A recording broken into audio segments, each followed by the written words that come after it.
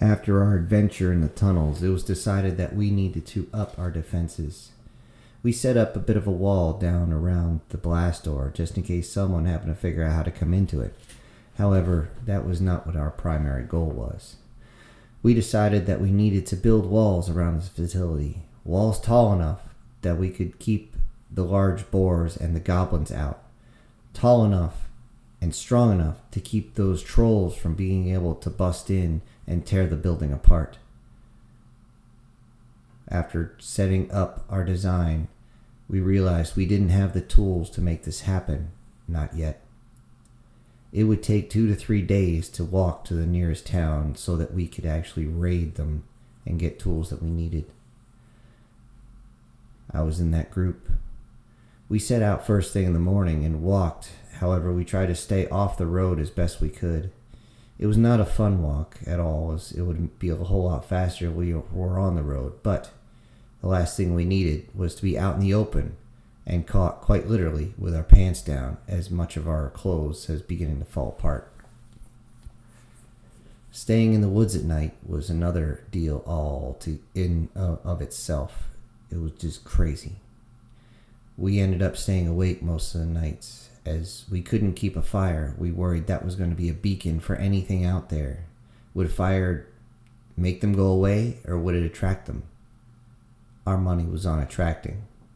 So we simply tried to huddle together, trying to stay warm in the cool night air, which is where a bunch of us joked at how our transformations had made us look more, well, I should actually say, less masculine.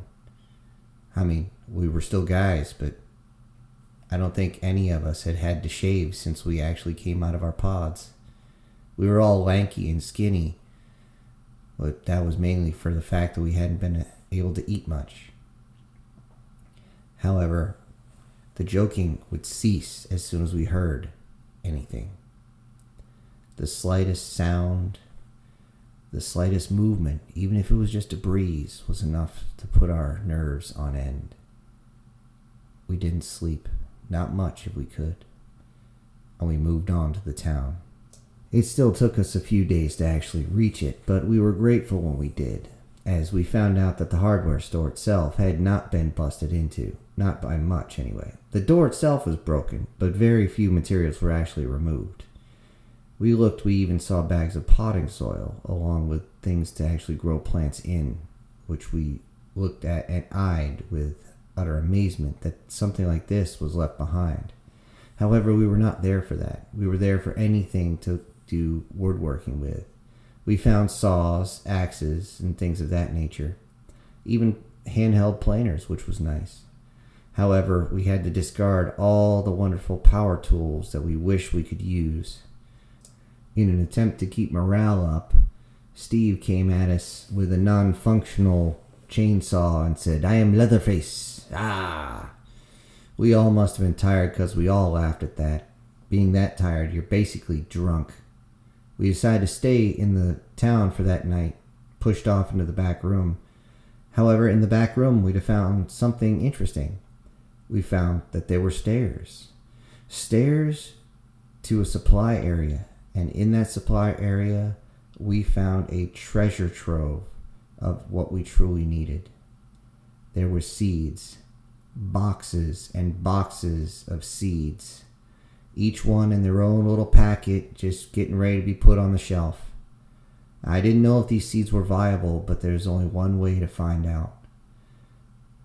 We ended up staying and making sure that all the wheelbarrows that we found were all together, and any carts we could find were being used.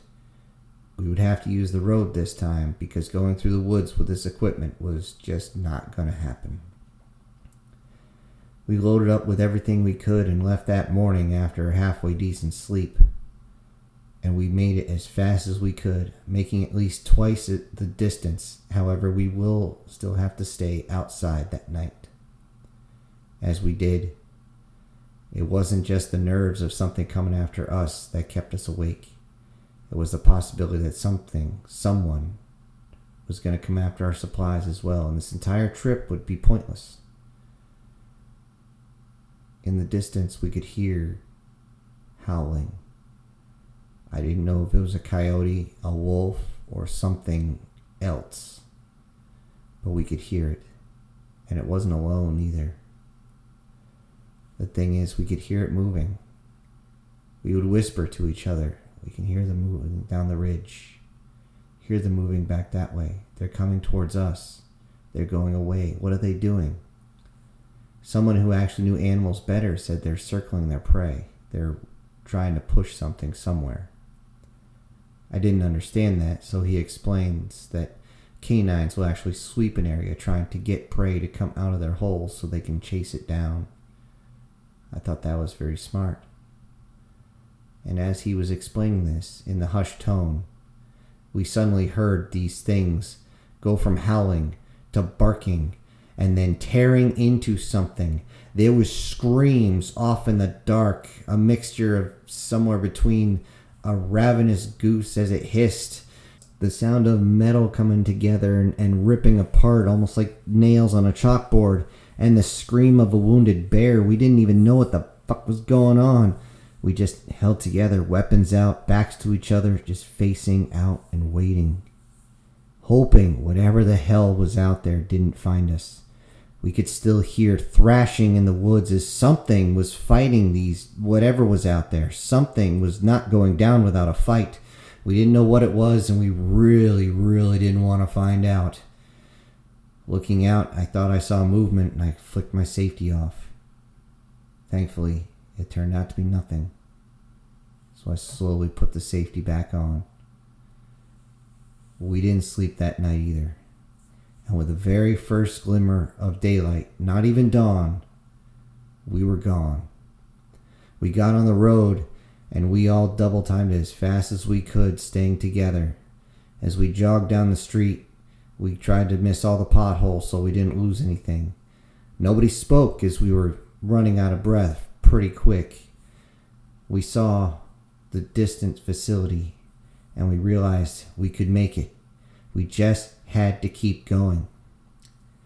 We got to the facility, and thankfully they were waiting for us at the door. We ran inside and started yelling, "Lock the door, lock the door, lock the door, lock the door." Everybody couldn't figure out. So we don't know if we've been followed or not, so lock the damn door. Thankfully they did. We began to look through the supplies we had and started dividing tasks. First, we had to actually find which wood to chop down, which wasn't hard as there was trees everywhere, but we had to decide which ones we were going to take.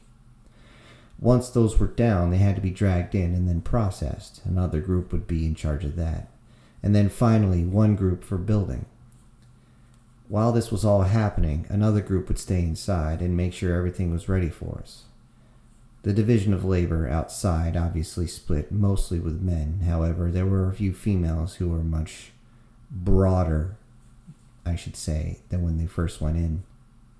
One of them, the females, who was quite girthy, looked at us smiling with those tusks of hers, saying, "Oh no, I need a good workout."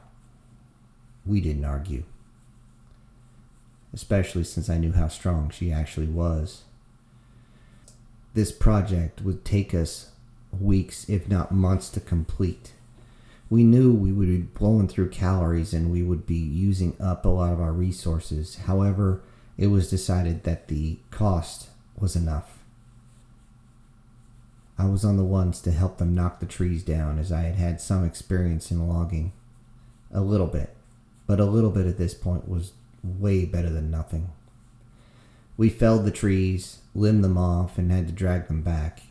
Those who were processing everything were inside with some of the smaller tools as they cut everything to size, and those who were building obviously took those and did what they were going to do. Eventually, we got ourselves in a bit of a rhythm, so much so that those building actually told us to slow down as they were having too much logs to back up. However, we told them, "Hey, just go faster." The walls themselves, though spiky towards the top and bottom, were nothing really to sneeze at. They weren't much of anything. We tried to make sure that they were definitely thick enough so that if one of those rampaging boars came through and struck it, it wouldn't just fall over like a bunch of toothpicks. We also had to make sure it was tall enough that if a troll showed up, we could shoot him in the eye, or at least spit in his eye from where we were. And we also had to make sure that if it tried to cross over, it would get stuck on one of the spikes. Being tall enough to deal with the goblins, of course, was not a problem. That was an easy one, as long as it was at least 8 feet tall. However, we weren't taking any chances. We made sure that everything was made to spec. If that meant that we had to pull duty all night as we had people watching while holding torches, that's what we did. Survival in and of itself is no grand gesture. It is not glamorous. It's not fun at all. It is simply getting the job done and nothing more. As we worked, we saw different animals poke their heads out, and I use the word animal loosely, very loosely. We could see some of those flying harpy, whatever the hell they were, up in the sky. We figured they were more scavengers, as they never came down towards us talons first. We could hear things off in the forest, and every once in a while see something poking its head out, but immediately go back in, something that was just watching us. Thankfully, no trolls. That was our biggest fear, as we were not able to stop one as of yet. However, as we were building the walls, we had a very interesting surprise. A small group from the original sanctuary we had found had stumbled on us as they were hunting for food. They saw our walls in the distance and came to say hello. This was a welcome sight to see by far. We offered them what little we could, and we decided to set up some sort of trade between them. However, we were actually surprised by something else they told us. There was another town similar to what we were setting up and similar to what they had. What do you mean there's another one? We didn't see one. They told us if we had gone to the far side of the town that we had raided for supplies, we would have found it. It was basically a cul-de-sac of houses that they had built walls around, and they were using that as their location and slowly building out in circles instead of the giant square we were using. We were confused at this, but happy that there were more. Who was there? Was it humans or was it us? It was no surprise to the group that it was, well, just our kind, if you want to call it that. Our different type of species and races around. However, we realized that there was another place to trade with, more commerce, more, I don't want to say people, but more like us. Maybe we could possibly build trade with them and build more communities. More communities meant more chance of survival with everyone. So it was decided once the walls were built, both groups would go and talk to them. So we reached out when the walls were built and we had something to trade with them. We went out. However, we did not get far.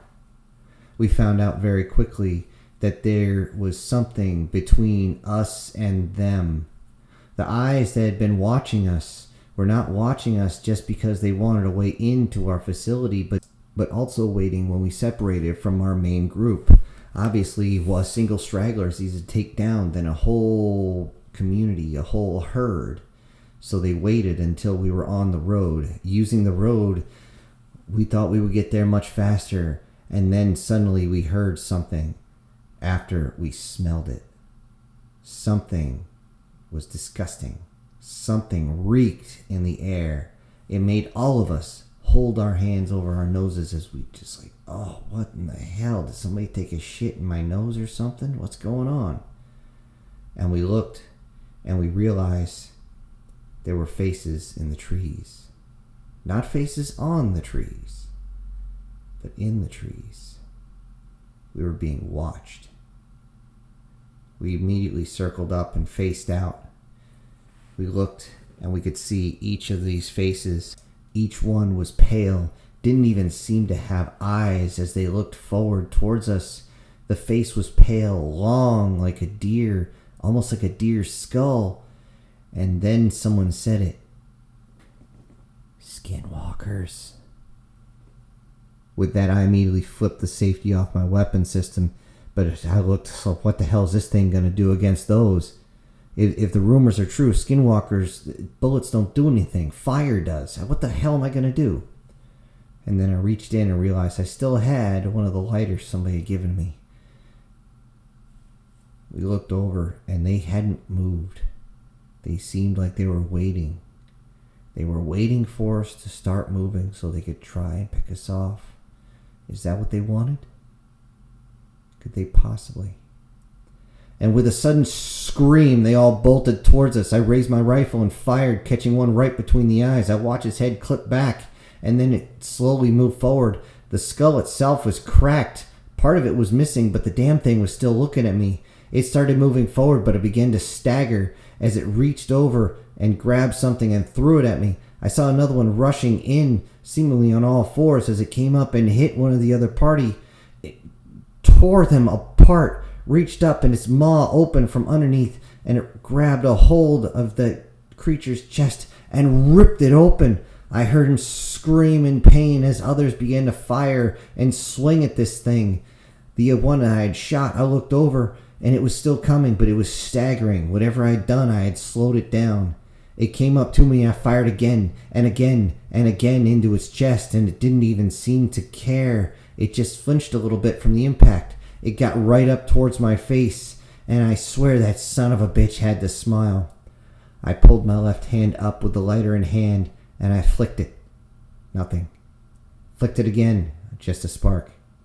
Flicked it. Just a spark. Son of a bitch. This thing leaned over, looked me right in the eyes, as not only was I trying to flick the lighter, but I was constantly squeezing the trigger on an empty rifle.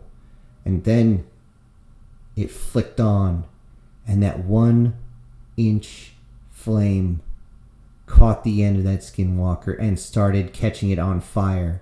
It wailed in pain as it started to thrash, and it went back towards the wood, but it didn't get far. It started to drop down and roll on the ground, still thrashing around. It was almost like the outside of it was covered in oil as the flames slowly spread. It couldn't smother it out, and it was clearly in pain as it screamed. It panicked and thrashed about. That was when the other skinwalkers seemed to look at it and in fear bolted into the woods. That was when we grabbed our injured and we ran. We weren't sticking around. Now we had empty rifles, and we had just pissed off these damn things. And we bolted down the road. We didn't stop running for at least an hour. We had lost one of our members by the time we'd stopped. We had thrown his body into the wheelbarrow trying to get him out, but he was done. He was a purple skin type of creature with horns, hooves at the foot. I felt bad that we had lost him, but we couldn't sit there and mourn too long. We wanted to know if we had time to bury him, but we knew that if we buried him, the skinwalkers would just come and dig him up anyway. We brought him into the forest, and we made a makeshift platform. We gave him a Native American funeral, prayed. However, we couldn't stay, as we could hear things off in the woods. Apparently, we had made a hell of a racket, and we had drawn whatever in the hell was still out there our way. We could hear large trees being pushed over and crushed. This only meant one thing. The trolls were close, and we couldn't stay. Having to pick up one of the other members, a female who was crying and was completely inconsolable, Bill helped throw her over his shoulder, and they took off. We got back to the road, grabbed our supplies, and ran towards the town. We got there almost at dark.